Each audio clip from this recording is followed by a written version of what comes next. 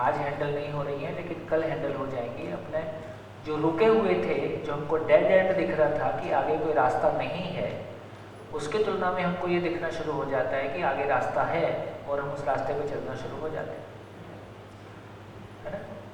इतना ही होता है ज़िंदगी में, और कोई चीज़ अचानक नहीं हो रही है, सब बहुत ग्रेजुअल प्रोसेस है, एक स्लो प्रोसेस है, लेकिन एक लर्निंग का प्रोसेस है। तो एक तो जितनी बातें कल से हमने अभी तक की हैं, उसका एक बड़ा मतलब ये निकला, ज़िंदगी अपने आप में एक लर्निंग का स्कूल है। हमसे कहाँ भूल हो रही है, हमसे कहाँ भूल हो रही है, है? उसकी तरफ ध्यान नहीं है। हम हर घटना, हर क्षण को डायरेक्ट फल के रूप में देख रहे हैं कि वो सुख रूपी फल सामने से आएगा, लेकिन सुख रूपी फल सामने से नहीं आएगा। सामने एक घटना, एक परिस्थिति आएगी, मेरे पास उसका सॉल्यूशन होगा, तो इसका नाम सुख है। बात पहुंची?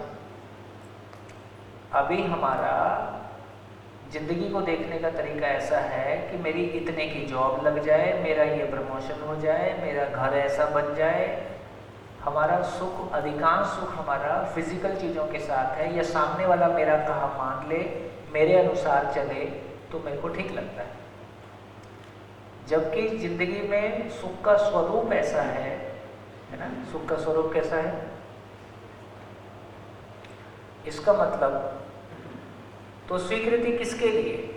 तो इसका एक मतलब ये भी निकलता है कि जो हो रहा है उसको स्वीकार किया जाए। इसका स्वीकृति बराबर सुख है, इसका मतलब स्वीकृति की निरंतरता बराबर सुख की निरंतरता है। इसका मतलब जो हो रहा है उसको स्वीकार किया जाए। तो ऐसा नहीं कहा जा रहा है ना। हस्बैंड वाइफ में खराब स्थितियाँ हैं और हमको लगता है कि अब नहीं चलेगा, अच्छा बाय, शुभकामनाएं, ऐसा नहीं बोल रहे। तो अब ये समझें कि स्वीकृति हमारी होती किसके लिए है।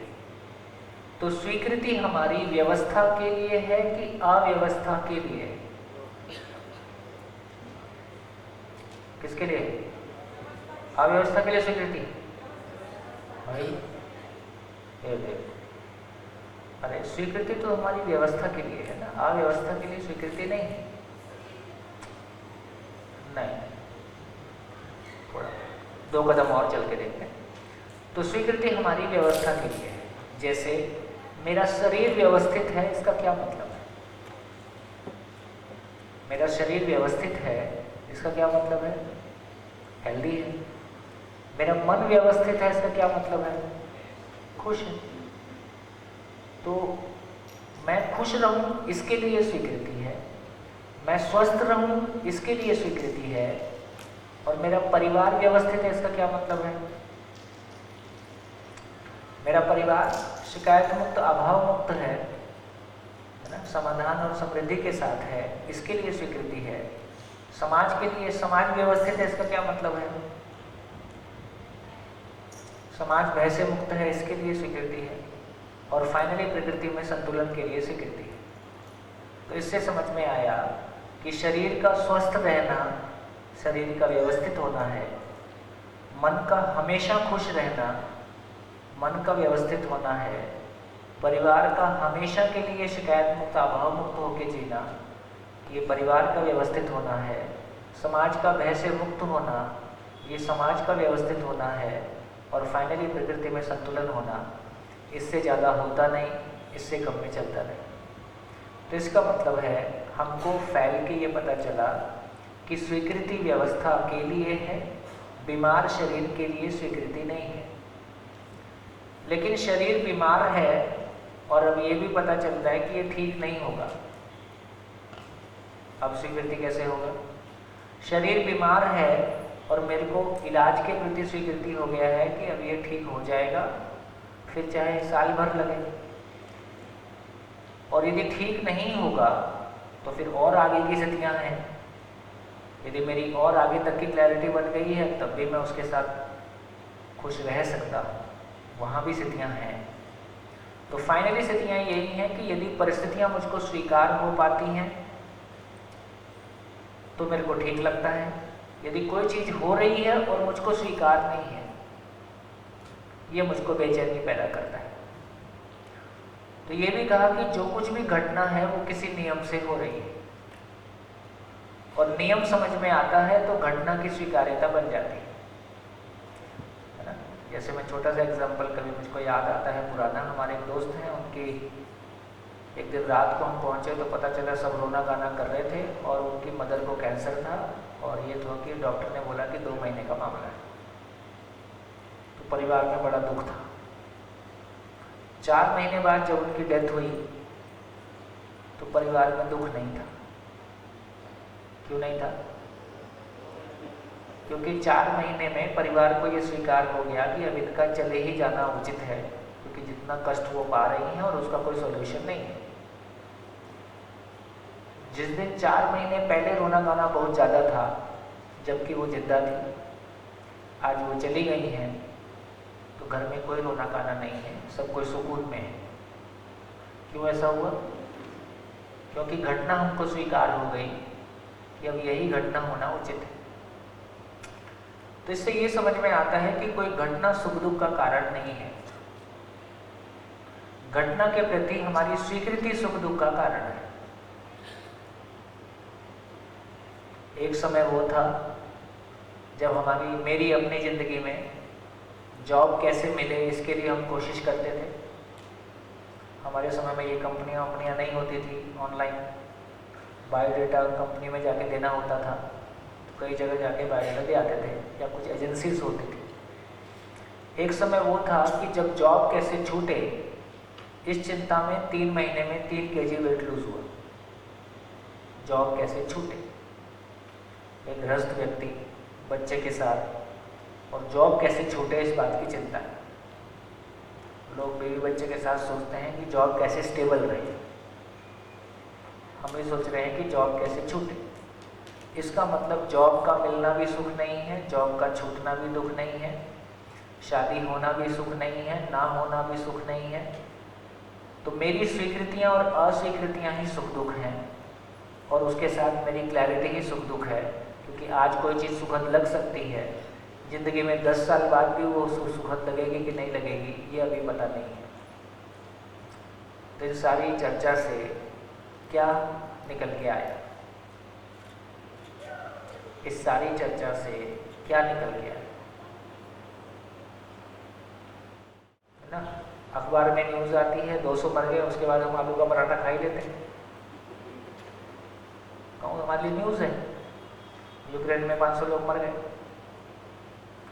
इसका मतलब है कोई घटना मेरे सुख दुख का कारण नहीं है, उस घटना को मैं कैसे स्वीकार करता हूँ कि अस्वीकार करता हूँ वो मेरे सुख दुख का कारण है। और हर घटना किसी नियम से हो रही है, इसलिए हर घटना स्वीकार हो सकती है, इसलिए मैं स्टेबल स्टेट ऑफ माइंड के साथ हो सकता हूँ। हर घटना किसी नियम से हो रही है, यदि वो नियम समझ में आता है तो घटना स्वीकार हो जाती है। हर घटना के साथ मैं स्टेबल माइंडसेट के साथ, स्टेबल स्टेट ऑफ माइंड के साथ बने रह सकता हूँ। इस स्थिति को भी हम पा सकते हैं। तो धीरे धीरे समझने की कोशिश करेंगे। तो फिलहाल आगे बढ़ते हैं। तो ये हमारी क्लैरिटी बनी कि स्वीकृति किसके लिए? तो स्वीकृति व्यवस्था के लिए, व्यवस्था के लिए स्वीकृति है। इसलिए स्वीकृति किसके लिए है? फाइनली ये कह रहे हैं कि व्यवस्था को समझना अपने आप में सुखदायी काम है, समझ में आता है तो जीना अपने आप में सुखदायी काम है। और फाइनली ये कह रहे हैं कि जीना होता है तो दूसरे को भी समझने में सहयोगी हो ही सकते हैं। इसका नाम सुखदायी है, इसी का नाम समाधान है। इसलिए बोला कि समाधान बराबर सुख और समस्या बराबर दुख।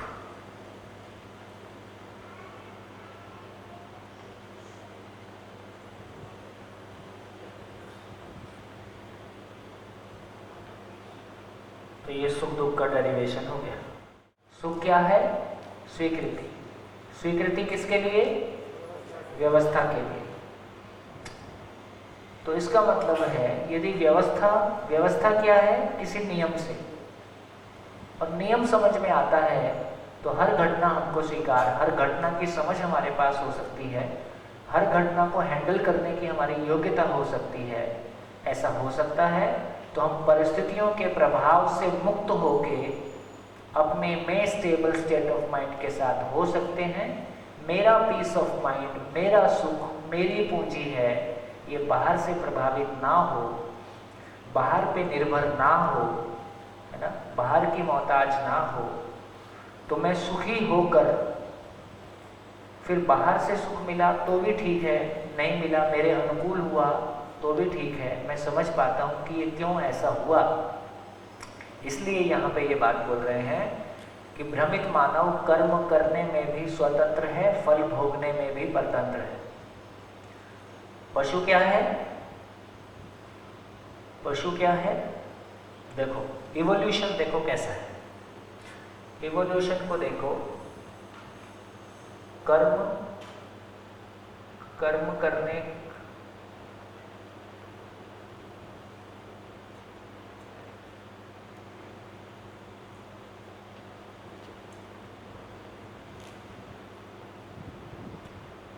पशु कर्म करने में भी परतंत्र है, फल भोगने में भी परतंत्र है। पशु के पास कोई चॉइस नहीं है कि वो कुछ भी सोचे और कुछ भी कर ले। वो क्या खाएगा, उसका आचरण फिक्स है। शेर का आचरण शेर के जैसा है, हजारों साल बाद भी शेर ही रहेगा, उसमें कुछ नहीं बदलेगा। तो पशु कर्म करने में भी परतंत्र है, फल भोगने में भी परतंत्र है। परतंत्र है, परतंत्र है। भ्रमित मानव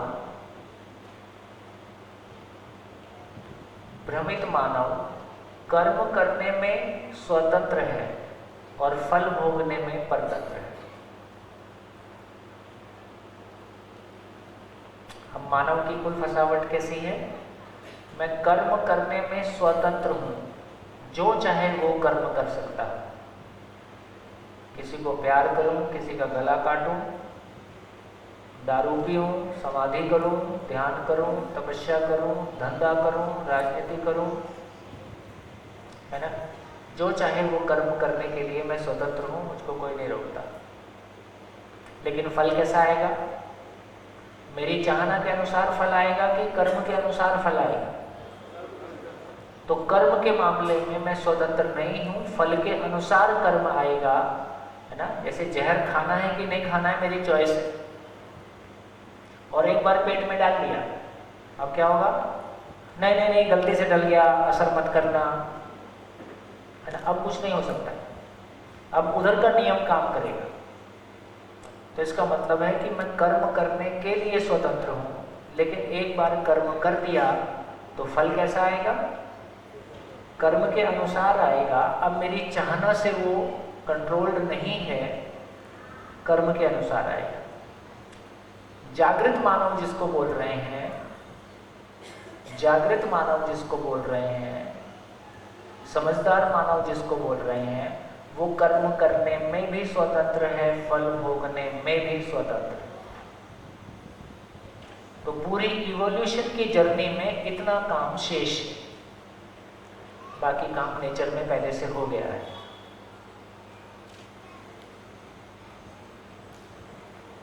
इतना काम शेष है। तो मैं कर्म करने में स्वतंत्र हूं ही, फल भोगने में भी स्वतंत्र हो जाऊं, तो जागृत मानव जो कर्म करता है उसके फल का उसको पहले से पता होता है, यही उसकी स्वतंत्रता है। वो फल से प्रभावित क्यों नहीं होता? क्योंकि उसको पहले से ही कर्म का फल पता होता है। जैसे इसमें कोई रहस्य की बात नहीं है। जैसे 2+2 4 होता है, ये हमको पहले से पता होता है। तो जब मैं 2+2 जोड़ रहा होता हूँ तब मैं बहुत अनिश्चितता के साथ में होता हूँ, पता नहीं क्या फल आएगा इस बार। अनिश्चितता के साथ होता हूँ कि निश्चित होता हूँ? 4 ही आएगा, ठीक। तो जब मैं जिंदगी के फल के बारे भी इतना अवेयर हो जाता हूँ, इतना निश्चित हो जाता हूँ कि फल की निश्चितता का मुझको पहले से ही पता है, तो मैं फल के प्रभाव से मुक्त हो जाता हूं। बढ़िया। चेहरों में कोई उदासी दिखती है, खुश नहीं दिखते।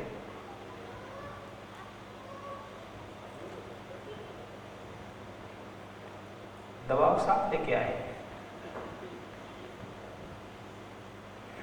बात समझ में है ना?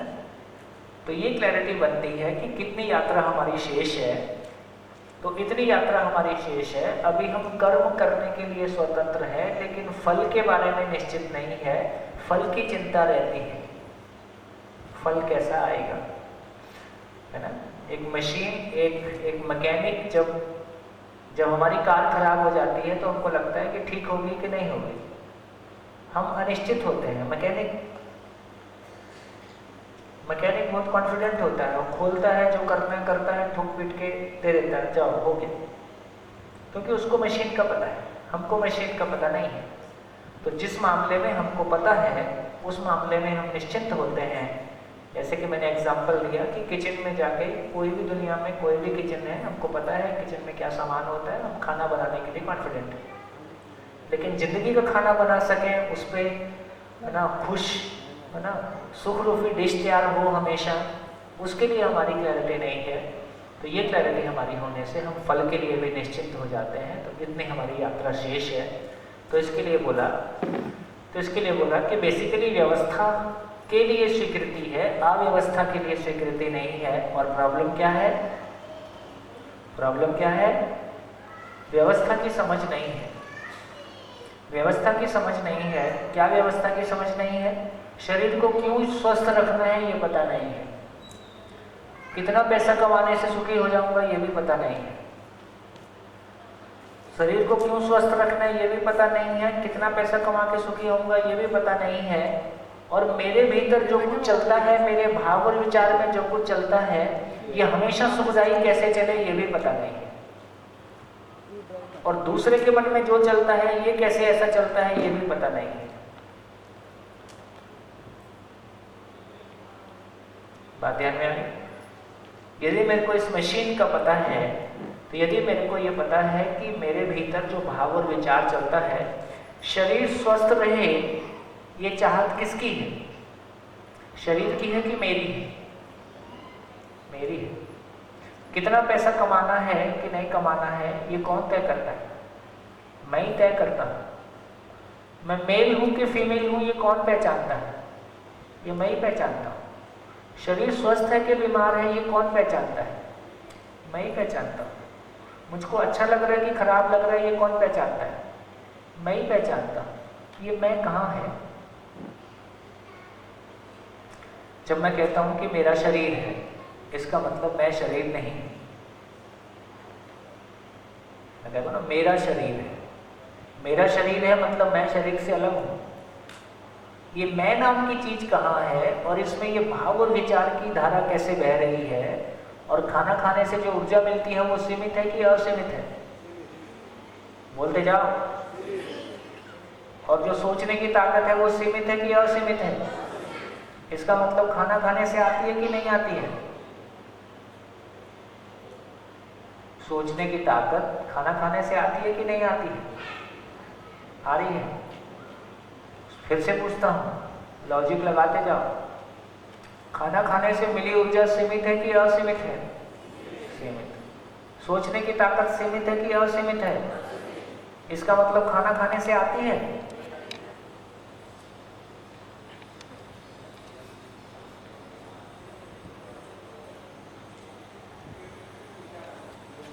विचार चलता ही है, आखिरी सांस तक चलता है। अरे जैनियों में तो आप तो जैनी हो क्या? ये देखो, जैनी होके भी जैन धर्मशाला में बैठ के ऐसी बात करते हो। संधारा होता है कि नहीं होता है? क्या होता है संधारा? खाना पीना छोड़ने का निर्णय कौन लेता है?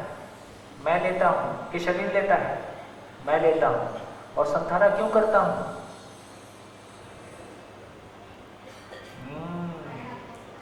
Fed up of life. देखो देखो देखो, ये बिल्कुल अपने धर्म से बिल्कुल विमुख हो। संथारा अपने आप में बहुत एक पवित्र क्रिया है कि कोई समय आदमी ये पहचानता है कि अब इस शरीर का कोई काम नहीं बचा, इसके सारे काम पूरे हो गए, तो इससे अंतिम काम भी ले लिया जाए। शरीर मरता है, मैं नहीं मरता हूं, इसके दृष्टा होने का, इसको देखने की क्रिया का नाम संथारा है। तो निर्णय पूर्वक मैं शरीर को खाना देना बंद कर देता हूं। मैं रोज शरीर को मरते हुए देखता हूं और एक दिन अंतिम समय में भी उसको मरते हुए देखता हूं और मैं नहीं मरा हूं और मैं इसको मरते हुए देख रहा हूं। क्या लोगों ने प्रयोग किए, क्या लोगों ने हिम्मत की है, क्या लोगों ने प्रयोग किए हैं, है ना। तो ये कौन देख रहा है कि शरीर मर रहा है? मैं ही देख रहा हूं और एक क्षण में शरीर मर गया और मैं हूं। जिस क्षण ये देख लिया कि मैं हूं और शरीर मर गया, तो मुझको अमर होना है कि मैं अमर हूं ही, मैं अमर हूं ही, केवल इसको पहचानना है। मैं स्वयं को शरीर मानता हूं और शरीर मरता है, इसलिए मैं भी मरता हूं, जबकि मैं शरीर नहीं हूं। तो ये मेरी क्लैरिटी होना कि मैं शरीर नहीं हूं, तो शरीर से आने वाले सारे प्रभावों से, नेगेटिव प्रभावों से मैं मुक्त हो जाता हूं। तो शरीर बाहरी जितने प्रभाव आ रहे हैं, इनसे मैं मुक्त होना ही चाहता हूं। मैं तमाम नेगेटिव प्रभावों से मुक्त होना ही चाहता हूं। मैं अपने में ये पहचान पाऊं, जो मैंने कहा कि हम क्या चीज़, मैं सुखी होता हूं। सुखी किससे होता हूं, है ना। स्वीकृति किसके लिए? व्यवस्था के लिए। तो व्यवस्था को पहचानने वाला कौन है? मैं हूं। व्यवस्था को बनाने वाला कौन है? मैं हूं। और मैं खुद, मुझको खुद के होने का पता नहीं है, तो कहाँ मैं व्यवस्था को बनाऊं और कैसे मैं व्यवस्थित हूं, है ना। तो इसलिए पहला काम ये पता चला कि मुझको मेरे अस्तित्व को पहचानना होगा, मेरे होने को पहचानना होगा। मैं अपने आप में कोई व्यवस्था हूँ, मैं अपने आप में कोई रियलिटी हूँ, मैं अपने आप में कोई वास्तविकता हूँ। पत्नी बाद में हूँ, पहले मैं हूँ ही। स्त्री भी बाद में हूँ, पहले मैं हूँ ही। तो मैं स्त्री हूँ कि मैं स्त्री शरीर चलाती हूँ, और चलाती हूँ कि चलाता हूँ?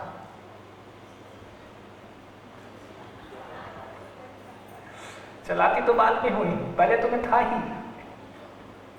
और ये कोई भी गाड़ी चला सकता है, ये फीमेल गाड़ी भी चला सकता है, मेल गाड़ी भी चला सकता है। तो धीरे से ऐसे हमारा ध्यान जाएगा। तो खैर, अभी के लिए ये बोला कि समाधान बराबर सुख। तो मेरे पास जिस भी, तो ये पूरी से पूरी दुनिया घटनाओं की श्रृंखला है, घटनाओं की अनवरत श्रृंखला है। हर घटना किसी नियम से है। उस घटना को मैं समझ पाता हूँ तो घटना स्वीकार हो जाती है। स्वीकार होती है तो मैं दुखी नहीं होता हूँ। घटना को नहीं समझ पाता हूँ, मेरे अनुकूल हो जाए, घटनाएं मेरे अनुकूल होंगी, सभी घटनाएं मेरे मन की होंगी, मेरे अनुकूल होंगी, या मुझको घटनाओं को समझना है?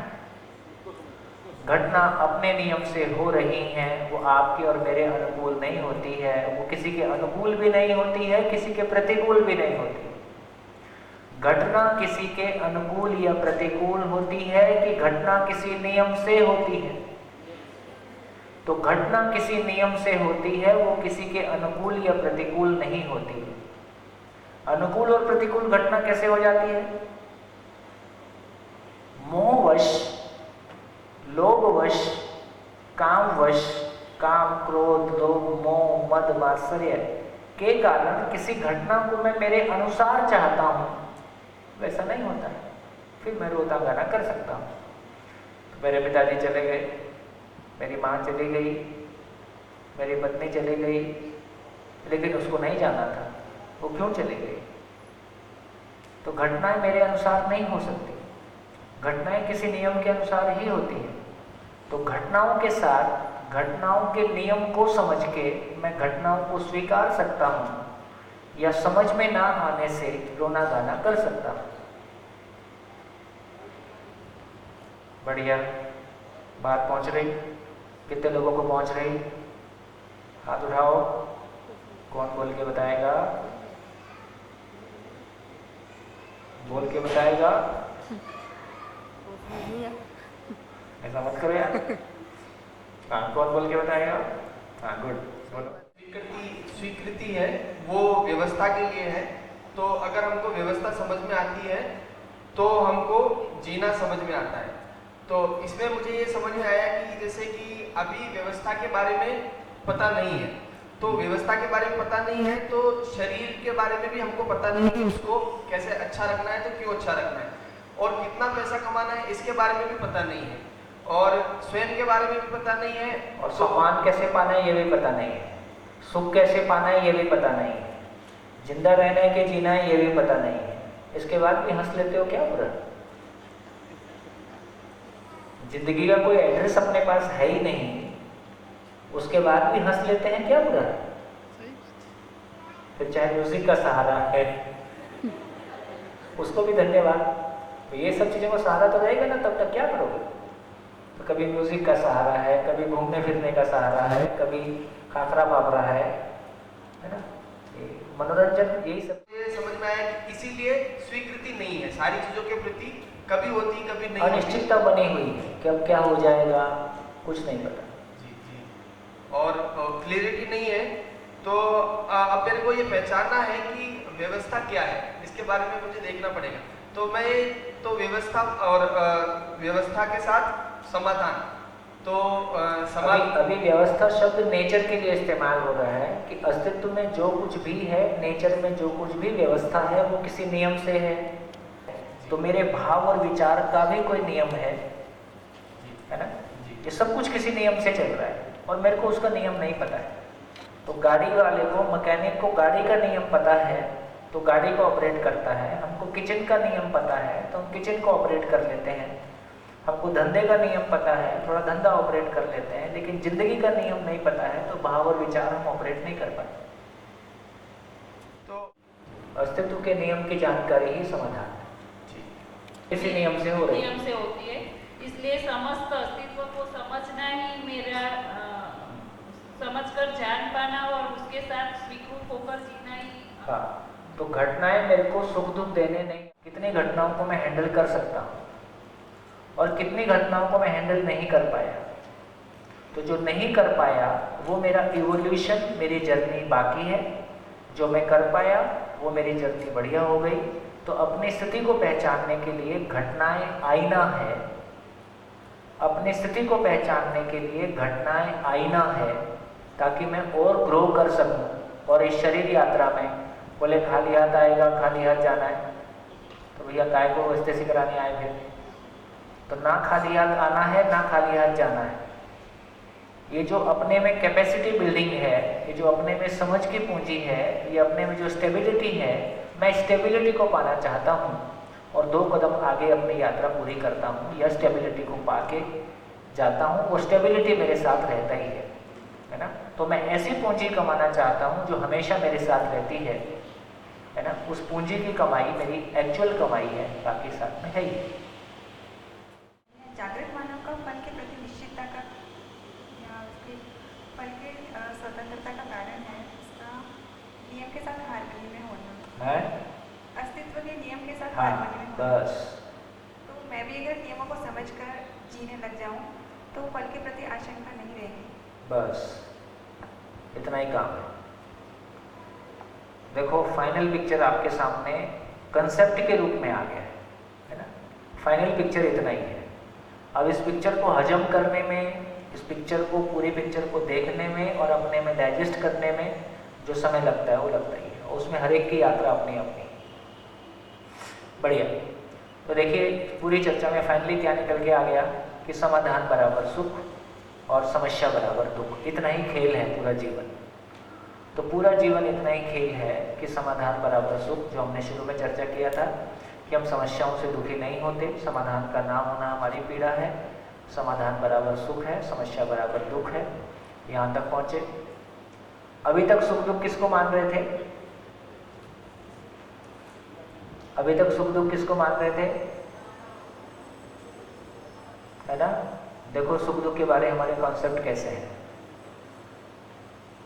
बहुत गहरा कॉन्सेप्ट है कि सुख दुख साथ साथ हैं, एक सिक्के के 2 पहलू। कितने लोगों ने सुना? सभी ने सुना। अब या तो एक सिक्के के दो पहलू हैं, ये सही है, या सुख की निरंतरता है, ये सही है। दोनों तो एक साथ नहीं हो सकते। यदि सुख की निरंतरता है तो सुख दुख एक सिक्के के दो पहलू नहीं हो सकते, दोनों में से एक ही ठीक होगा। एक कॉन्फ्लिक्ट। दूसरा कॉन्फ्लिक्ट, बोले सुखी सुख हो गया तो बोर हो जाएंगे। कितने लोगों ने सुना? सबने सुना। सुखी सुख हो गया तो बोर हो जाएंगे। कभी आपने अपने पत्नी को बोला कि विश्वास से जीते हुए कई साल हो गए, अब थोड़ा धोखा दे दो, मेरे को विश्वास समझ में नहीं आ रहा है? कभी ऐसा बोला? तो समझना पड़ेगा कि सुखी सुख हो गया तो बोर होने का क्या मतलब है। और क्या सुना है? और क्या सुना है? जितना हंसोगे उतना रोओगे। कितने लोगों ने सुना? ये जितना हंसोगे उतना रोओगे, इसका मतलब निरंतरता नहीं हो सकती, जबकि हम निरंतरता चाहते हैं। और क्या सुना है? और क्या सुना है? दुख के बिना सुख का पता नहीं चलता है। ऐसी तमाम बातें हमने सुनी है। नानक दुखिया सब संसार। ये संसार दुख रूप है, जबकि संसार नियम पूर्ण है, और नियम पूर्ण है तो संसार सुख रूप। संसार दुख रूप नहीं है। मैं नियम को नहीं समझता, इसका नाम दुख। तो नानक दुखिया सब संसार, तो संसार दुख रूप नहीं है, संसार नियम पूर्ण है। मैं नियम को नहीं समझता, इसका नाम दुख है।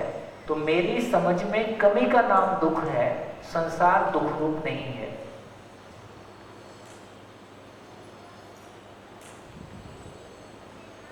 तो फिर ये सारी बातें क्यों बोल रहे? सुख दुख साथ साथ है, एक सिक्के के दो पहलू हैं, दुख के बिना सुख का पता नहीं चलता है, सुखी सुख हो गया तो बोर हो जाएंगे। ये सारी बातें क्यों बोल रहे हैं?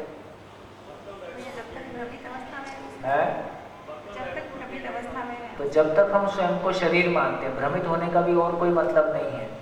हम स्वयं को शरीर मानते हैं, मैं मानव नहीं हूँ, मैं स्त्री हूँ, मैं पुरुष हूँ, मैं बूढ़ा हूँ, मैं जवान हूँ, मैं गोरा हूँ, मैं काला हूँ, मैं स्वयं को शरीर मानता हूँ। और जब मैं स्वयं को शरीर मानता हूँ तो मेरा सुख कहाँ से आता है? मेरा सुख इंद्रियों से आता है, मेरा सुख सामान से आता है ना? जब मेरा सुख इंद्रियों से आता है तो उसकी निरंतरता नहीं है, इसलिए कभी खुशी कभी गम रहेगा ही। सुखी सुख हो गया, नमकीन खाने के बाद मीठे की इच्छा होती है, ठंडे के बाद गर्मी की इच्छा होती है ना? इसलिए सुखी सुख हो गया तो बोर हो जाते हैं। तो भौतिक सुख जितना भी है, इंद्रिय सुख जितना भी है, उसको झेलने की, उसको पाने की निरंतरता नहीं है। कोई पॉइंट के बाद उसमें बदलाव लाने की इच्छा होती ही है, इसलिए उसमें सुख दुख साथ साथ है। सुखी सुख हो गया तो बोर हो जाएंगे। तो जितने भी हमारे सुख को लेके कॉन्सेप्ट हैं, सुख को लेके जितने भी हमारा ज्ञान है, वो सारा शरीर के धरातल से आता है। वो सारा का सारा गलत है, भ्रम है, इल्यूजन है, उसमें कुछ भी काम की बात नहीं है। बढ़िया, कितने लोगों तक बात पहुंची? पहुंचे। तो यहाँ से हमको पता चला कि समाधान बराबर सुख होता है। और समाधान क्या है? समाधान क्या है? व्यवस्था की समझ। तो व्यवस्था की समझ को आगे बढ़ाते हैं, व्यवस्था को समझने के लिए आगे बढ़ते हैं। चार अवस्थाओं में से एक जिसको हम बोलते हैं पदार्थ, मटेरियल किंगडम। पदार्थ अवस्था, पेड़ पौधे, प्राण अवस्था, जिसको हमने मानव के रूप में पहचाना।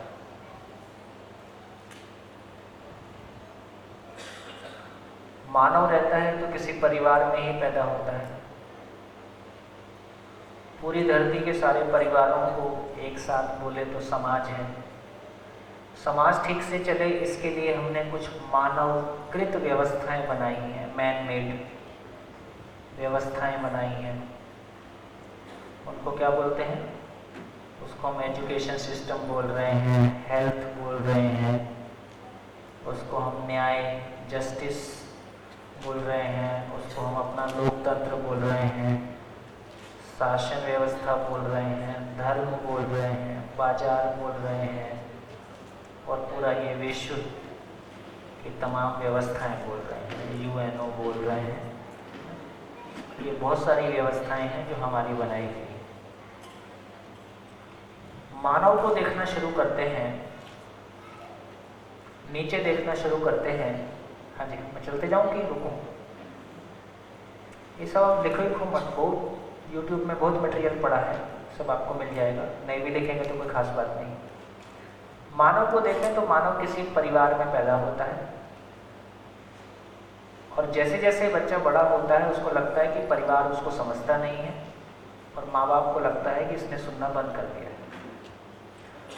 परिवार देखता है कि ये समाज गड़बड़ है, समाज के जिम्मेदार लोग बोलते हैं कि परिवार गैर जिम्मेदार है। एक जवान व्यक्ति से पूछें कि समाज के साथ तुम्हारा क्या संबंध है, वो कहता है समाज ने दिया ही क्या है। और जितनी हमारी व्यवस्थाएं हैं, है ना, जितनी हमारी व्यवस्थाएं हैं, एजुकेशन, हेल्थ, पुलिस, न्याय, बाजार, है ना, इन सब व्यवस्थाओं के प्रति आने वाली पीढ़ी का सम्मान बढ़ता हुआ दिखाई देता है कि घटता हुआ दिखाई देता है? घटता हुआ दिखाई देता है। और इनसे पूछो कि ये युवा पीढ़ी कैसी है, बोले सब हिप्पी कल्चर में जा रहे हैं, है ना। तो इस तरह से हम देखें तो सभी जगह हमको एक क्वेश्चन मार्क दिखाई देता है। इस सारे क्वेश्चन मार्क का मतलब है FW, फैमिली वार्मिंग। ऊपर देखते हैं तो इधर तो कोई व्यवस्था देखने की जरूरत नहीं है ना। अब ये बहुत क्लैरिटी हो गई कि अभी हमारी जिंदगी व्यवस्थित है कि अव्यवस्थित है। परिवार, समाज, तो हमारे मानव और मानव के बनाए हुए तमाम सिस्टम अव्यवस्थित हैं। उसी की पीड़ा को पूरे विश्व में हम किसी न किसी रूप में झेल रहे होते हैं। घर में हमने अपनों से दुख पाया है और बाहर में पूरे संसार से दुख पाया है, और इस बीच में म्यूजिक है ही है।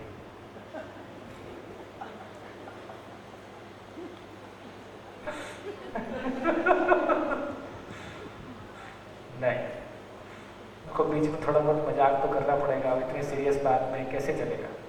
थोड़ा बहुत हंसते खेलते रहेंगे, चलते रहेंगे। मैं भी गाने सुनता हूँ।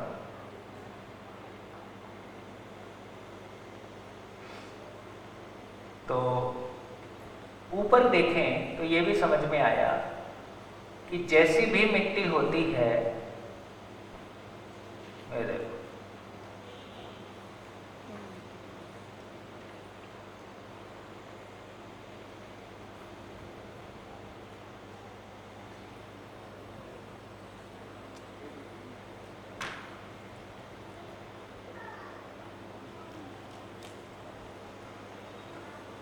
जैसी भी मिट्टी होती है वैसे पेड़ पौधे उस मिट्टी पे जन्म लेते हैं, और पेड़ पौधा मरने के बाद उस मिट्टी की उपजाऊ शक्ति को बढ़ाता है। ठीक हो गया? अब यदि सही अर्थों में देखें तो मिट्टी और पेड़ पौधे का रिलेशन कैसा है, और उसके कॉन्सिक्वेंसेस में मिट्टी के जीने की बात करें तो उसका जीने का क्या मतलब होगा? मिट्टी का जीना मतलब मिट्टी की फर्टिलिटी, मिट्टी की उर्वरक क्षमता। तो कोई मिट्टी के जीने की क्वालिटी का मतलब है उसकी उपजाऊ क्षमता। इसका मतलब ये हुआ कि कोई मिट्टी ऐसी है जो उस पे उगने वाले पेड़ पौधों के लिए ताकत ना उपलब्ध कराए, अपने पास समेट के रख ले कि नहीं दूंगी, है ना। तो मिट्टी क्या करती है? बल्कि ये कहा जाता है कि किसी भी मिट्टी पे उगने वाले पेड़ पौधों को देख के हम ये समझ सकते हैं कि उस मिट्टी के भीतर किस तरह के मिनरल या मेटल्स पाए जाते हैं। तमाम इस तरह का रिलेशन भी पहचाना जाता है। तो इससे ये समझ में आया कि जैसी भी मिट्टी है उसके ऊपर वैसे पेड़ पौधे पैदा होते ही हैं। तो मिट्टी अपनी पूरी ताकत उपलब्ध करा देती है ताकि पेड़ पौधे जी पाए, और वापस इससे मिट्टी का जीना हुआ कि नहीं हुआ? पेड़ पौधा फल फूल देता है, पत्तियां गिराता है और फाइनली मर जाता है, और उससे मिट्टी की उपजाऊ शक्ति और बढ़ जाती है। तो नेचर में देखें तो जो जीने का स्वरूप है वो कैसा है। जैसे दो लाइनें हमने सुनी है। एक लाइन हमने सुनी है, जियो और जीने दो।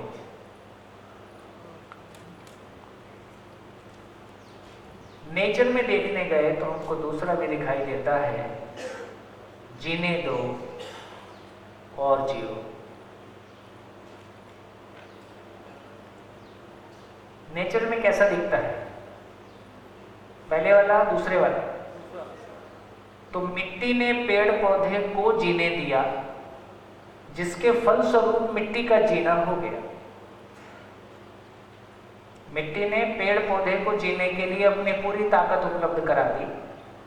उसके फलस्वरूप पेड़ पौधे में जो प्रक्रिया हुई उससे मिट्टी का जीना भी समृद्ध हो गया।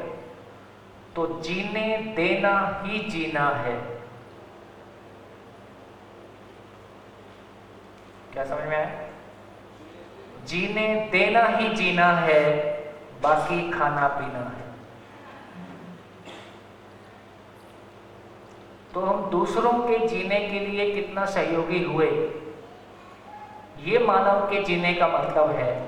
तो जीने देना ही जीना है, बाकी खाना पीना है। तो पूरी नेचर को देखें तो जीने देना ही जीना है, यही दिखाई देता है। पेड़ पौधे पशु पक्षी के जीने के लिए सहायक होते हैं। पशु पक्षी वापस जो मलमूत्र देते हैं वो मिट्टी के पेड़ पौधे के लिए, मिट्टी के लिए सहायक हो गया। तो पूरी नेचर में देखते हैं तो एक चेन दिखाई देती है। पूरी नेचर में देखते हैं तो एक चेन दिखाई देती है। गड़बड़ है तो बस क्या दिखाई देता है? गड़बड़ है तो बस इतना ही दिखाई देता है, मानव के जिंदा रहने के लिए जो कुछ भी आवश्यकता है वो नेचर में उपलब्ध है। मानव के जिंदा रहने के लिए जो कुछ भी आवश्यकता, लेकिन मानव ने मिट्टी के साथ क्या किया, मानव ने पेड़ पौधे के साथ में क्या किया, और मानव ने पशु पक्षी के साथ में क्या किया? तो तीनों को एक शब्द में बोलते हैं तो ग्लोबल वार्मिंग बोलते हैं। तो धरती पे मानव की केवल दो ही समस्याएं हैं, ग्लोबल वार्मिंग और फैमिली वार्मिंग। इसका इतना ही मतलब हुआ कि ना हमको आदमी के साथ जीने आया, ना हमको नेचर के साथ जीने आया।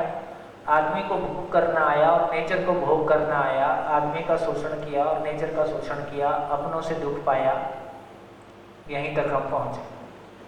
तो इसका मतलब है कि जीने वाला भाग हमारा खाली है, जिंदा रहने वाले भाग में हमने कुछ किया है, जिसमें भी ग्लोबल वार्मिंग और फैमिली वार्मिंग फ्री में है, यहाँ हम पहुंचे।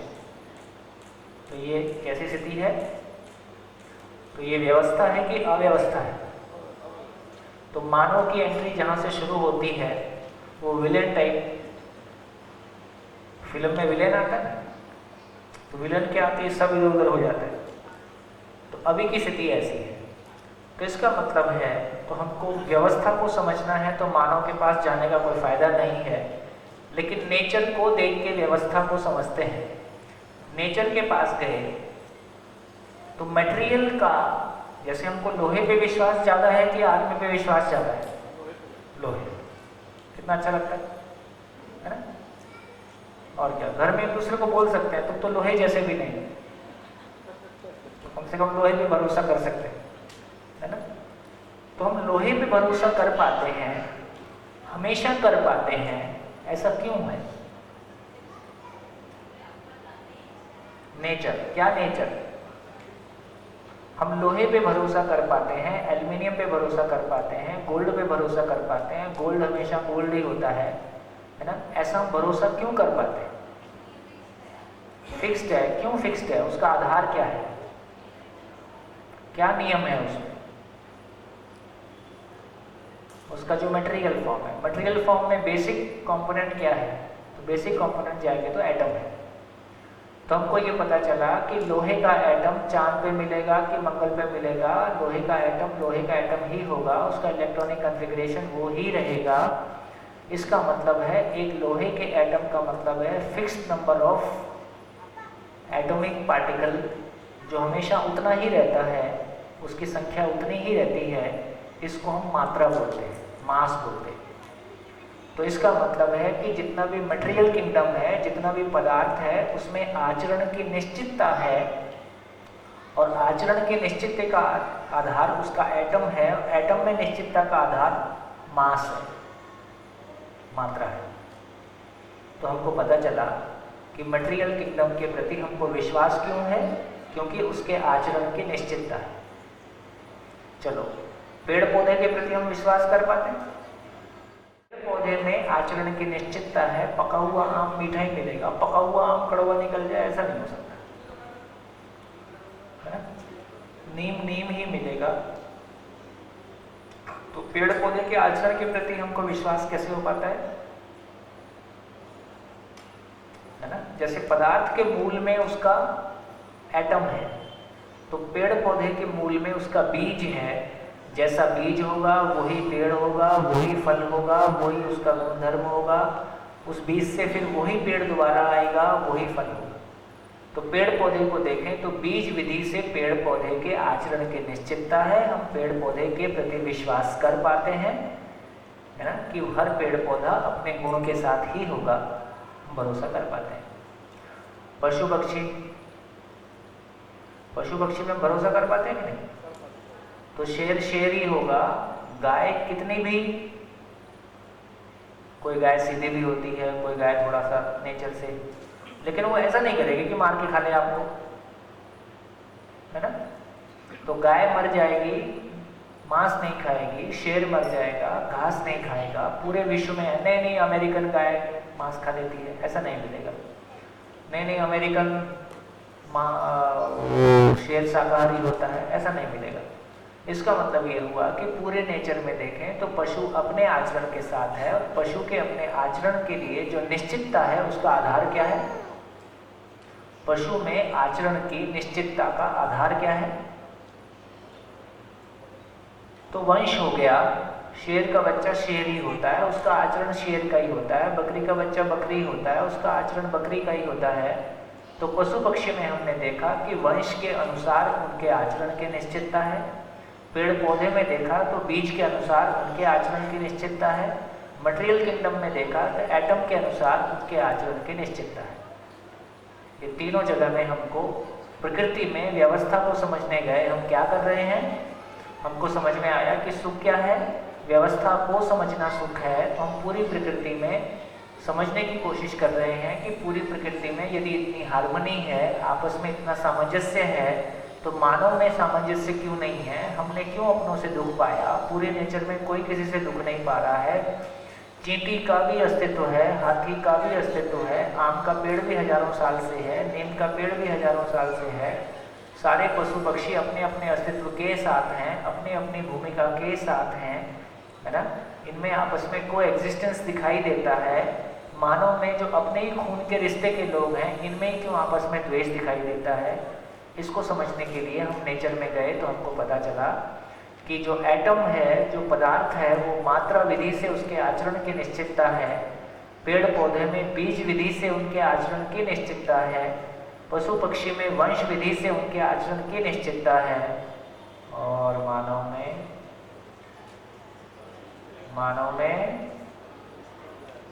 में बाकी चीज़ों में एक और मामला बढ़िया है। बाकी मानव के अलावा सभी इकाइयों में उनके आकार को देख के हम आचरण को पहचान लेते हैं। बाकी सभी इकाइयों में मानव को छोड़कर उनके आकार को देख के हम आचरण को पहचान लेते हैं। आकार देख के पहचान लेते हैं, बिच्छू है, हाथी है, शेर है, सांप है ना।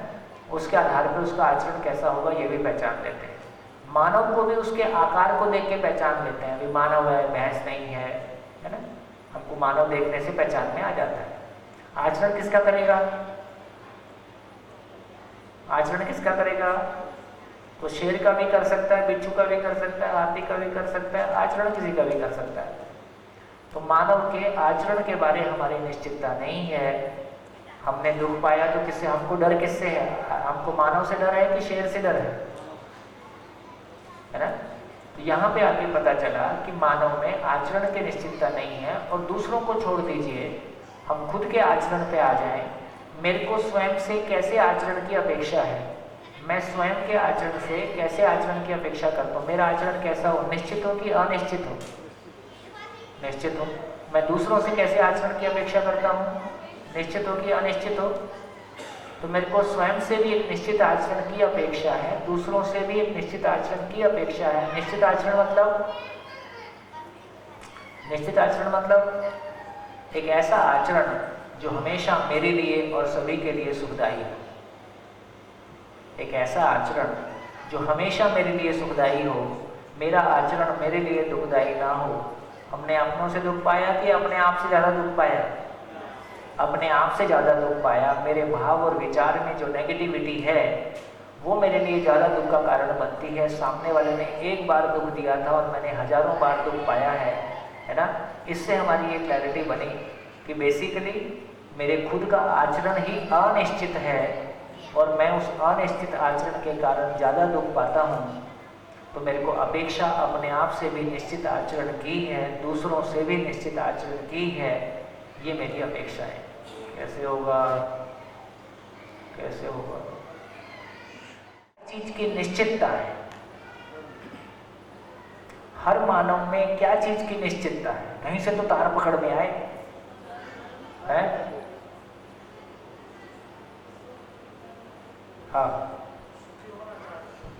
हाँ, एक तो ये निश्चितता है, बहुत बढ़िया। एक तो ये निश्चितता है कि दुनिया का हर खराब से खराब आदमी और हर ज्ञानी से ज्ञानी आदमी कहीं भी होगा, वो सुख की तलाश में है, वो सुख उसकी आवश्यकता है, इसको वो बाईपास नहीं कर सकता है।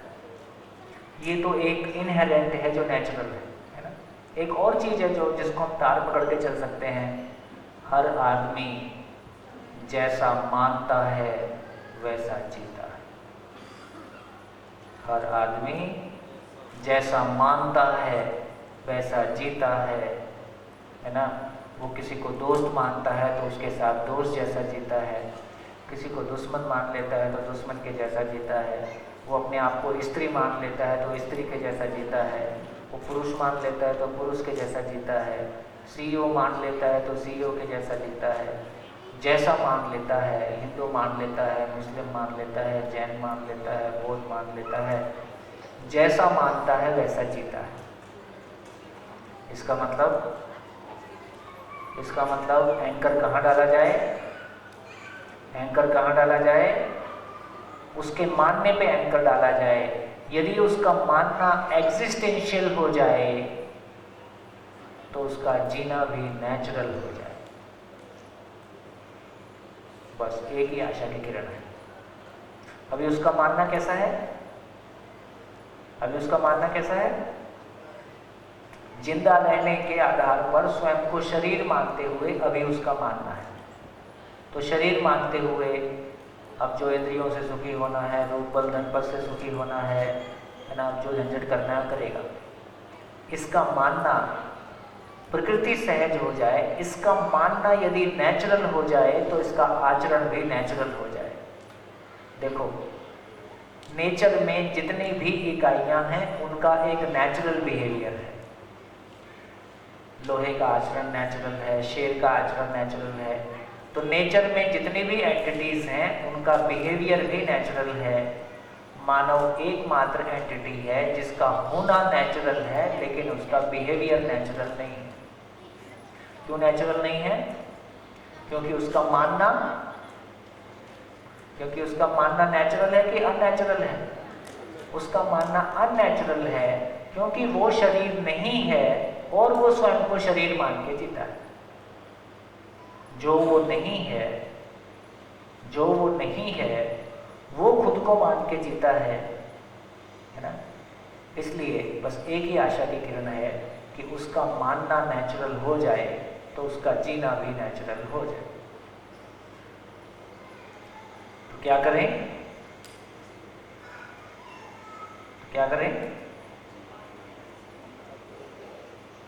क्या करें?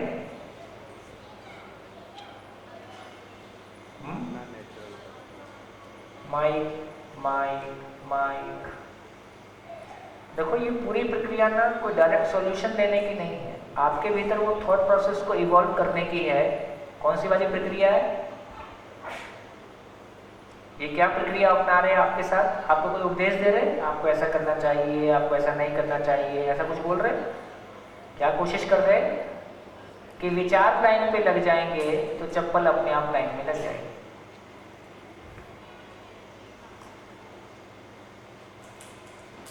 अगर हम हमारा मानना शिफ्ट कर दे तो अपने आप सब ठीक हो जाए। पूरी जिंदगी शिफ्ट हो जाएगी, पूरी जिंदगी शिफ्ट हो जाएगी और 7 दिन में शिफ्ट होती हुई दिख जाती है, 5 दिन में नहीं होती।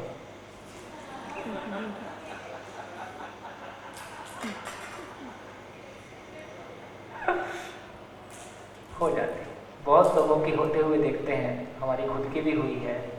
और इस काम से हम कोई पैसा कमाते नहीं हैं, हम और हमारे सभी मित्र इसको जो आयोजन करते हैं और जो सभी मित्र इसको परिवार भाव से कि हमको कुछ अच्छा मिला है, अपने भाई बहनों के लिए हम कुछ अच्छा कर सकें, उस खुशी की, अपनी ही खुशी की चाह में करते रहते हैं।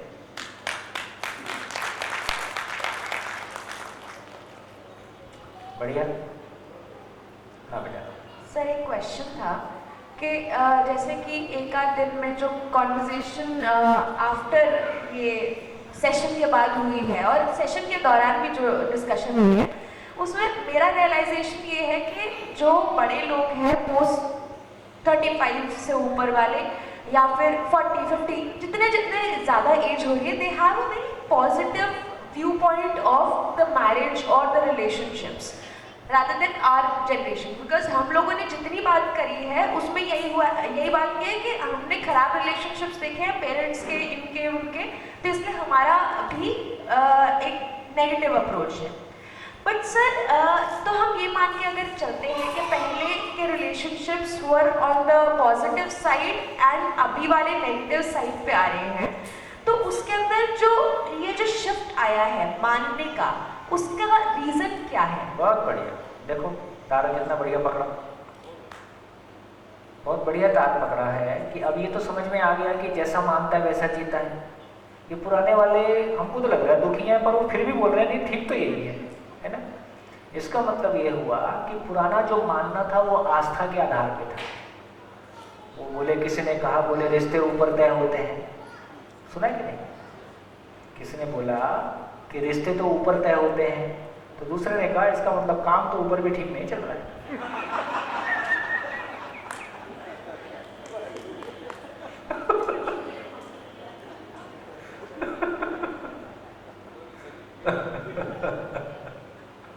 ये पति पत्नी में जितने जोक बनते हैं उतने जोक और कहीं नहीं बनते।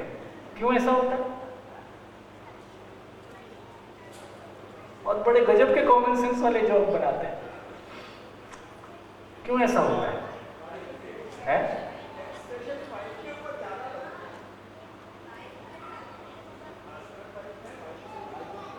हाँ, क्योंकि बनाने वाले पुरुष होते होंगे। भाई लेडीज को तो बहुत काम रहता है, आदमी खाली रहता है तो ऐसे जोक बनाता रहता हूँ। सर पति पत्नी पर जोक ज़्यादा इसीलिए बनते हैं क्योंकि सबसे ज़्यादा रिस्पॉन्सिबिलिटी उनकी है कि जो आने वाली जनरेशन है उसको हम कैसे बनाएं। ऐसा नहीं, इतने सीरियस भी नहीं। इतने सीरियस होते तो फिर क्या बात थी। पति पत्नी पे ज़्यादा जोक्स। आई थिंक विडंबना जो होती है इंसान की, वो ह्यूमर को जेनरेट करती है।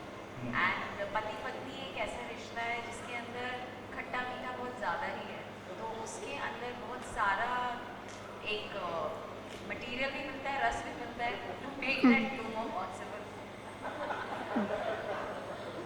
और कुछ किसी और को मजा नहीं आएगा, वो फिल्म के लोगों को मजा आएगा, लेकिन ये जो है वो सबका प्रश्न है तो वो रिलेट कर पाते हैं, वो जो बनते रहते। सच छिपा होता है तो इंसान जो है डर के मारे नहीं बोलता है, तो मजाक में बोल देता है। हिम्मत आजकल होती नहीं है तो मजाक के नाम पे वो बोल देते हैं, शायद कानों तक पहुंच जाए। है ना। मेरे को लगता है कि शायद ये कारण इतने गहरे नहीं हैं। मेरे को लगता है कि गहरा कारण ये है कि पति पत्नी एक ऐसा रिश्ता है जहाँ हम बहुत गहरे में जीना चाहते हैं और बहुत तृप्ति चाहते हैं, बहुत एक दूसरे के होके जीना चाहते हैं, बहुत ट्रांसपेरेंट होना चाहते हैं, बहुत उस संबंध को उसकी अंतिम सीमा तक जी के देखना चाहते हैं। मतलब वहाँ से हमारी बहुत सारी अपेक्षाएं हैं। और जहाँ हमारी सबसे ज़्यादा अपेक्षाएं, जैसे ज़िंदगी में हम दुखों को याद क्यों रखते हैं? जब जब हमने दुख पाया, या तो हमको वो क्षण याद रहते हैं जहाँ हमने सुख पाया, या हमको वो याद रहते हैं जहाँ हमने दुख पाया। तुम दुखों को याद क्यों रखना चाहते हैं जबकि दुखों को तो हम भूलना चाहते हैं? फिर भी दुख वाले क्षण हमको याद क्यों रह जाते हैं? है ना। तो दुख वाले क्षण भी इस अर्थ में याद रहते हैं कि वहां से अपेक्षा तो बहुत सुख की थी, जहां से सुख की अपेक्षा थी वहां से सुख नहीं मिल पाया, इसलिए वो मेमोरी में बना हुआ है। तो बेसिकली हर जगह मैं याद तो सुख को ही रखता हूँ। तो मैं सुखी होना चाहता हूँ, और जहां मेरी सबसे अधिक सुख पाने की कामना है उसका नाम पति पत्नी रिलेशन है। जहां फिजिकल, मेंटल, इमोशनल, स्पिरिचुअल कोई जगह ऐसी नहीं है जो इस रिश्ते में बाकी बचती हो। तो ये रिश्ता ऐसा है। बाकी रिश्ते ऐसे हैं, किसी समय तक माँ बाप साथ चलेंगे छूट जाएंगे, किसी समय तक भाई बहन साथ चलेंगे छूट जाएंगे, किसी समय तक बच्चे साथ चलेंगे छूट जाएंगे। लेकिन पति पत्नी संबंध एक ऐसा संबंध है जो फिजिकली, मेंटली, इमोशनली 100%, और दो लोग फिजिकली, मेंटली, इमोशनली अंतिम सांस तक साथ साथ चल पाएंगे। उसकी फिजिकली, भौतिक रूप में भी ऐसी स्थिति है और भावनात्मक रूप में भी वैसी अपेक्षा है। तो जहां सुख की बहुत गहरी अपेक्षा है वहां से सुख नहीं मिला है, तो लगातार टीसता है, लगातार याद आता है, लगातार ध्यान में बना रहता है। और उसी के लिए फिर तमाम जोक्स और तमाम ये सब चीज़ें भी हमको बहुत प्रासंगिक लगती हैं, क्योंकि कोई भी जोक हमसे भी जो आपने कहा था रिलेटेबल है, हम उसको रिलेट कर पाते हैं कि हाँ मेरी ज़िंदगी में भी कुछ ऐसा ही है, क्योंकि वो हमारी सबसे बड़ी अपेक्षा है। तो शायद इस संबंध की गहराई को धीरे धीरे हम समझने की कोशिश कर रहे हैं, क्योंकि जिसकी शादी हो रही है वो भी मानव है और जिससे हो रही है वो भी मानव है। तो पहले हमको अपना मानव होना समझ में आ जाए, तो शादी होना समझ में आ जाए, तो उसकी गहराई पकड़ में आ जाए, तो धीरे धीरे हम मानव को समझते हुए शादी को समझने की तरफ आगे बढ़ रहे हैं। आगे चले।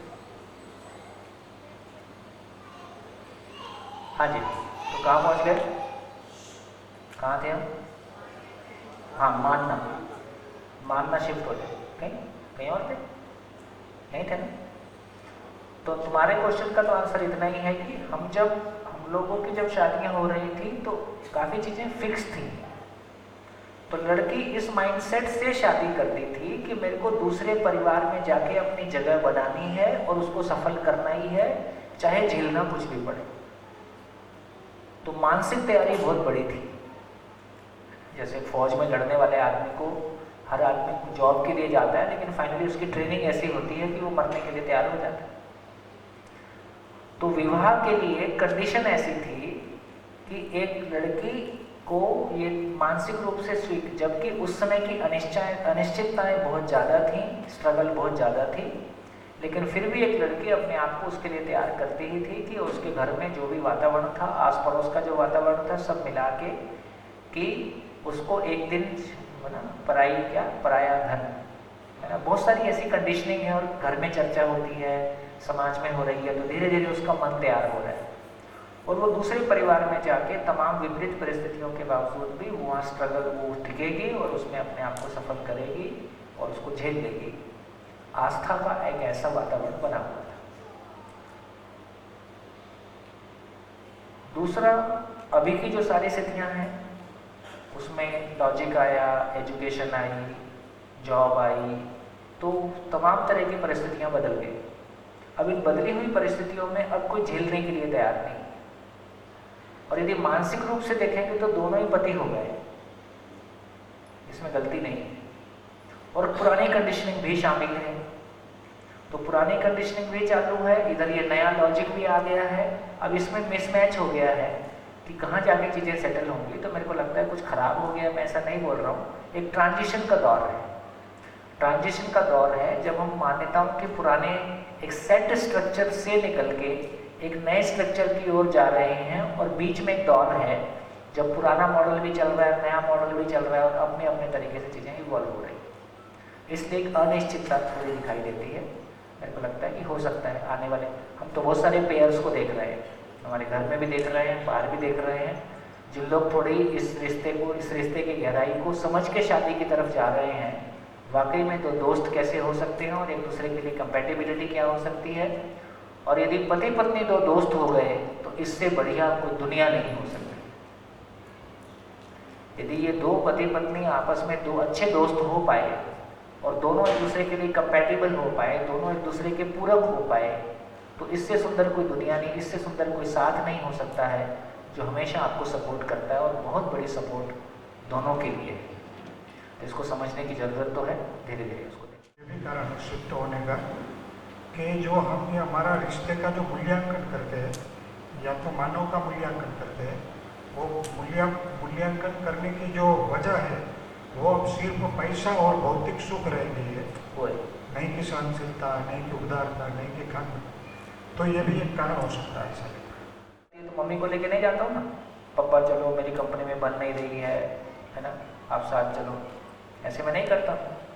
तो आपने कंपनी ज्वाइन किया है, तो मेरे परिवार के रिलेशनशिप आपके साथ कैसे चलेंगे ये आपका काम है, मैं उसमें बीच में नहीं। मेरी उस समय का जो माइंडसेट था वो रिलेशन आपको देखना है, मैं इस बारे में कहीं शामिल नहीं हूँ। हाँ, कोई बात बिल्कुल सर से ऊपर जाएगी तो अलग बात है, रोज़मर्रा में मैं उसमें बीच में नहीं हूँ। उस रिलेशन को निभाना आपकी जिम्मेदारी है, आप इस परिवार में आए हो, है ना। तो एक अपना जो एक स्टैंड होता है, या अपनी जो, मैंने कह रहा कि मैं सही था कि गलत था, लेकिन अल्टीमेटली वो जो एक रिस्पॉन्सिबिलिटी, वो बात अलग है कि मेरी पत्नी उससे बहुत ज़्यादा मैच्योर थी जितना मैंने सोचा, है ना, और उसने जिस तरह से निभा लिया, उसने मेरी गलतियों को भी छुपा दिया, या मैंने जो ज़िंदगी में उल्टा सीधा किया तमाम, है ना, वो सबको भी पचा के और पूरे परिवार में बहुत एक अच्छी स्थिति हो गई। लेकिन इसका मतलब ये है कि शादी नाम की चीज़ का अब हम आस्था से बाहर निकल आए और समझ के किसी धरातल तक पहुँचे नहीं। तो मेरे को लगता है कि अब शादियाँ सफल होंगी तो बहुत वो क्लैरिटी के साथ शादी का पर्पस होगा, जिंदगी का मैं क्यों जीना हूँ, मैं क्यों जी रहा हूँ, तो मेरे जीने का पर्पस, दूसरे के जीने का पर्पस, शादी का पर्पस, बच्चे का पर्पस, जॉब का पर्पस। तो जब तक सारे पर्पस की क्लैरिटी नहीं है तब तक अब शादियाँ सफल करना मुश्किल होगा। अब शादी सफल होगी और ये ठीक दिशा में जा रहा है, इसमें कोई गलती नहीं है, हम अच्छी दिशा में जा रहे हैं, मैं बहुत आशान्वित हूँ। और एक कंटेंट भी कम से कम हमारे पास, हम सबके पास उपलब्ध हो गया है, जिसमें हम अपनी ज़िंदगी का आईना देख सकते हैं, उन चीज़ों को रीसेट कर सकते हैं और संवाद पूर्वक चल सकते हैं, तो समानता के साथ चल सकते हैं। समानता की अपेक्षा वही है। चलिए थोड़ी सी बात और कर लेते हैं। कहाँ पहुँच गए थे? मानना। तो इसका मतलब ये हुआ कि अभी मानना हमारा कंडीशनल है, अभी हमारी मान्यता, अभी हमारा माइंडसेट कंडीशनड माइंडसेट है ना, कि नहीं धर्मों के आधार पे, जातियों के आधार पे, अपने खुद की संस्कार के आधार पे हमारी एक कंडीशनिंग है। जैसे मेरी कंडीशनिंग है, जैसा मैं मानता हूँ वैसा दूसरे को चलाना चाहता हूँ, जिसको मैं ठीक, ना पति की चलेगी, ना टीचर की चलेगी, ना बॉस की चलेगी, अब किसी की नहीं चलेगी। कोई किसी की मानने के लिए अब तैयार नहीं है। अब किसकी चलेगी? अब किसकी चलेगी?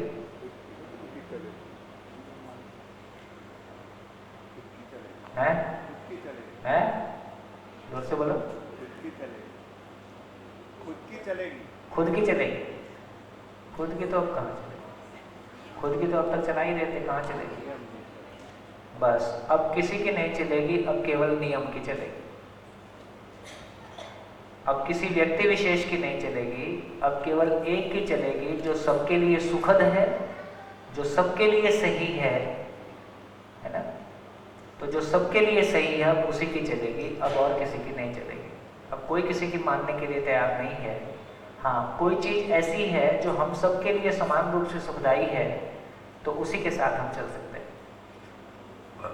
तो इतनी चर्चा के बाद हम यहाँ पहुँचे कि बेसिकली अब हम बात कर सकते हैं कि मानव तो व्यवस्था, तो हमने कहाँ तक पहचान लिया? हमने पहचान लिया कि सुख क्या है,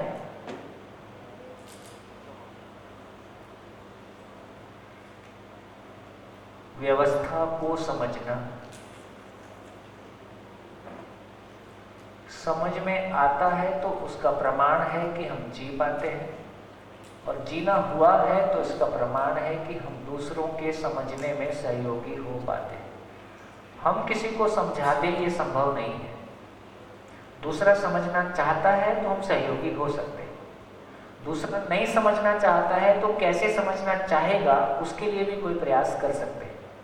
लेकिन फाइनली जब भी एक व्यक्ति समझने के लिए तैयार होता है तो ही उसके साथ समझने का काम हो सकता है। तो व्यवस्था को समझना, समझने का प्रमाण है कि जी पाना, जीने का प्रमाण है, इसी का नाम है समाधान। बराबर इसी का नाम है समाधान। तो समाधान जिंदगी के सभी आयामों में प्रैक्टिसेबल सॉल्यूशन का नाम है। तो अब मेरे सुखी होने के लिए मेरा सिलेबस क्या होगा? मेरे सुखी होने के लिए मुझको क्या क्या समझना होगा? नियम को समझना होगा। कहाँ कहाँ समझना होगा? किसका नियम समझना होगा? सबसे ज़्यादा दुख कहाँ से आ रहा है हमारी जिंदगी में? खुद से। तो सबसे पहले मुझको मानव में व्यवस्था को समझना, मानव में व्यवस्था को समझना और आगे जीना समझना। मानव में व्यवस्था समझ में आएगी तो परिवार की इकाई मानव है, तब परिवार समझ में आएगा और तब पति पत्नी रिलेशन पकड़ में आएगा, है ना? मैं पहले अपने वजूद को समझूं, अपने एग्जिस्टेंस को समझूं, अपने अस्तित्व को समझूं, अपने होने को समझूं। मेरा होना मुझको समझ में आ जाए तो फिर दूसरे मानव का भी होना समझ में आ जाए तो रिलेशन पकड़ में आ जाए। तो इसका मतलब ये हुआ कि मानव में व्यवस्था को समझना हम चाहते हैं। मानव में व्यवस्था को समझना चाहते हैं, मानव में समझ में आ गया तो परिवार में व्यवस्था को समझेंगे। परिवार का, समाज का बिल्डिंग ब्लॉक परिवार है तो परिवार को, समाज को समझेंगे तो नेचर को समझेंगे।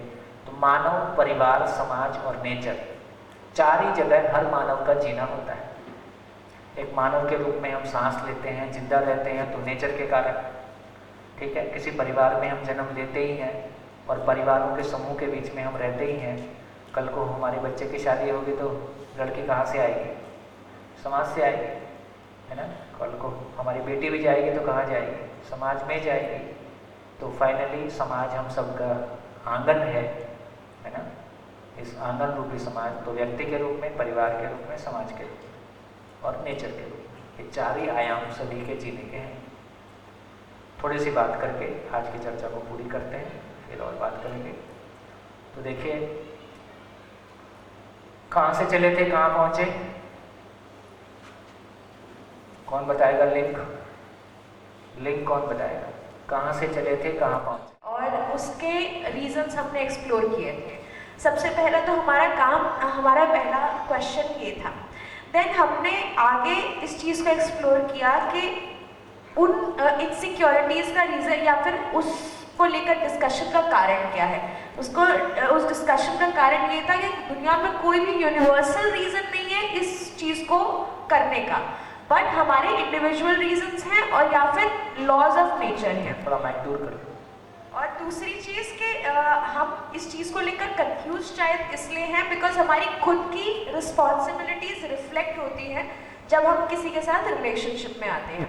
अदरवाइज हम सोसाइटी में किसी से 10 मिनट मिल रहे हैं, आधा घंटा, 1 घंटा मिल रहे हैं, 1 दिन में मिल रहे हैं, तो हम वो मास्क लगा सकते हैं। बट हम किसी के साथ कॉन्स्टेंट रिलेशनशिप में हैं तो वो हमारी सिक्योरिटीज़ निकल के आती हैं। दूसरी चीज़ ये थी कि हमें प्रॉब्लम सिर्फ तब है, कोई हमारी लाइफ में जितनी भी चीज़ें हो रही हैं वो इवेंट्स हैं, घटनाएं हैं। अगर उन घटनाओं का सॉल्यूशन हमारे पास है तो हम उसको लेकर सुखी होते हैं, और उन चीज़ों का सॉल्यूशन नहीं होता तो हम उन चीज़ों को लेकर दुखी होते हैं।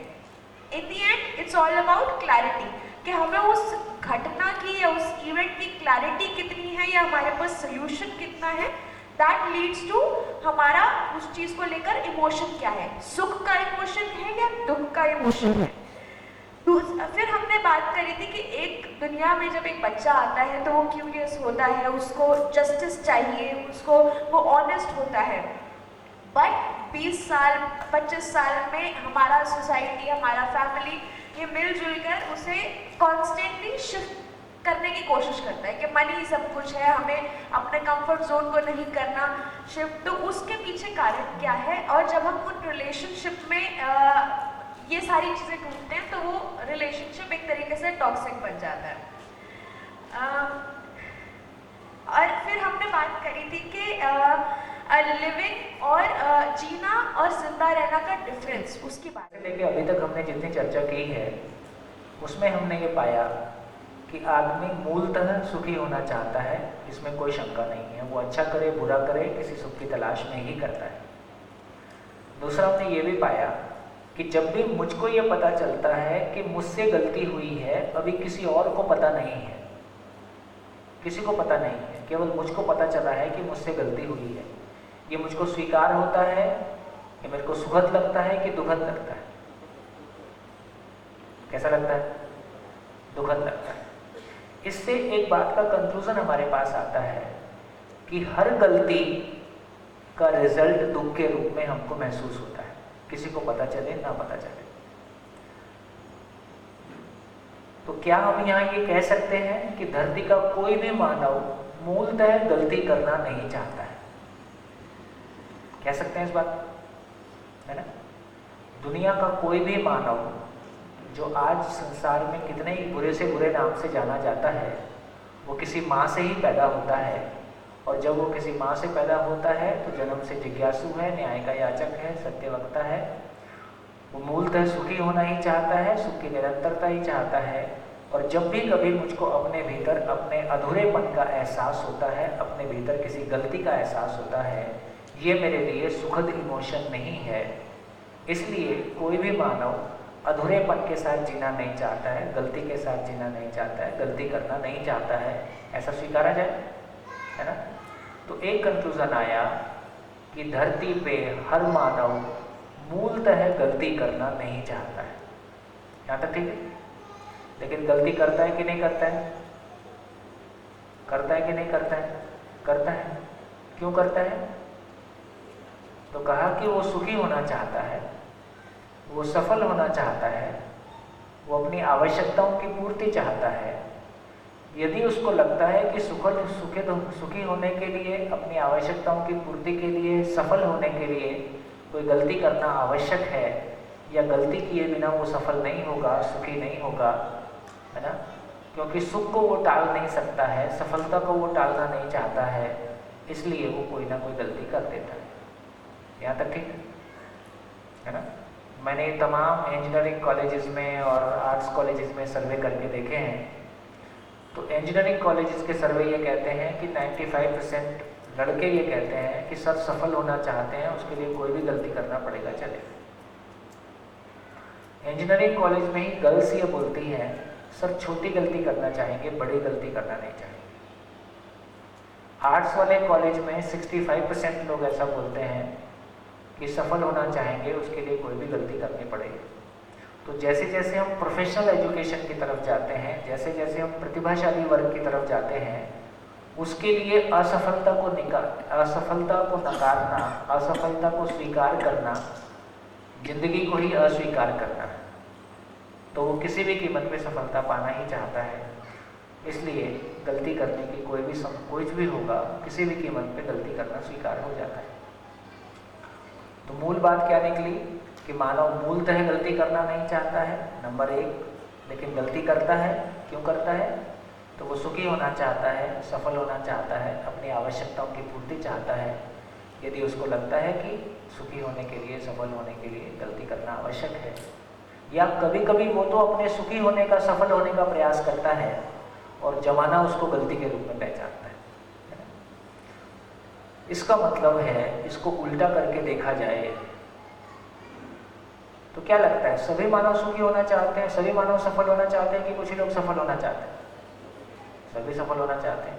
अभी वर्तमान में सफलता का डिजाइन सभी लोगों के लिए है कि कुछ ही लोगों के लिए है? कुछ ही लोगों के लिए है। IIT कितने जाएंगे? 4-6 हज़ार। IAS कितने बनेंगे? हर साल 100, है ना? तो लगभग पूरे देश में जिसको सफलता के नाम से जाना जाता है वो तो गिनती के, गवर्नमेंट जॉब कितने लोग को मिलेगी? 2%। कॉर्पोरेट जॉब कितने लोग को मिलेगी? 12%। बाकी 85% कोई अपनी मेहनत से कोई अपना काम करेंगे और अपनी ज़िंदगी बसाएंगे। इसका मतलब ये है कि वर्तमान में सफलता के मापदंड सभी के लिए हैं भी नहीं, जबकि सभी सफल होना ही चाहते हैं। वर्तमान जीवन शैली में सभी की आवश्यकता पूरी हो सकती है? हमने तो कहा ही है कि आवश्यकताएं असीम हैं और साधन सीमित है ना? ऐसा हम पढ़ाते ही हैं, इसलिए सभी की आवश्यकता पूरी नहीं हो सकती है। तो इस तरह से हमको दिखता है कि पूरा गेम फंसा हुआ है ना? इसमें रास्ता निकलना आसान नहीं है। लेकिन यदि कल्पना करें कि यदि सभी की सभी आवश्यकताएं पूरी हो सकती हैं, सभी मानव सफल हो सकते हैं, सभी मानव सुखी हो सकते हैं, सफल हो सकते हैं, सभी की सभी आवश्यकताएं पूरी हो सकती हैं, तो क्या कोई मानव गलती करना चाहेगा? तो है ना? तो इससे ये समझ में आया कि मानव यदि कोई भी गलती करता है वो किसी सुख के दबाव में करता है, वो किसी सफलता के दबाव में करता है, तो क्या कोई ऐसा व्यवस्था का स्वरूप उपलब्ध है जिसमें सभी मानव सुखी हो सकते हैं, सभी मानव की सभी आवश्यकताएं पूरी हो सकती हैं और सभी मानव सुखी हो सकते हैं, सफल हो सकते हैं, सभी आवश्यकताएं पूरी हो सकती हैं? क्या कोई ऐसा डिजाइन संभव है? क्या लगता है? क्या लगता है? क्या लगता है? ऐसा डिजाइन संभव हो सकता है? प्रैक्टिकली सोच के बोलो, ऐसा हो सकता है क्या? है? सभी सुखी हो सकते हैं, सभी सफल हो सकते हैं, सभी की सभी आवश्यकताएं पूरी हो सकती हैं, ऐसा हो सकता है? ऐसा पॉसिबल नहीं है। बिल्कुल। हाथ उठाओ, हाथ उठाओ, अरे हाथ उठाओ। है? थोड़ा थोड़ा हो रहा है। हाँ, ऐसा माइक से बोलो। अगर ऐसा पॉसिबल ही नहीं होता तो हम भागते क्यों सुख के पीछे? हाँ, सुख के पीछे क्यों भागते? सफलता के पीछे। हर आदमी सुख के पीछे भाग रहा है, हर आदमी सफलता के पीछे भाग रहा है, हर आदमी अपनी आवश्यकता की पूर्ति के लिए भाग रहा है, और ये नहीं हो सकता है। यदि ये नहीं हो सकता है तो ये प्रकृति अपने आप में पूर्ण सिद्ध होती है कि अपूर्ण सिद्ध होती है? अपूर्ण। जबकि हमारी आस्था क्या है? ये प्रकृति अपने आप में पूर्ण है। इसका मतलब ऐसा संभव है। तो कल शाम सूरज छिपने के पहले हम ऐसी व्यवस्था का दर्शन करेंगे जिसमें सभी सुखी हो सकते हैं, सभी की सभी आवश्यकताएं पूरी हो सकती हैं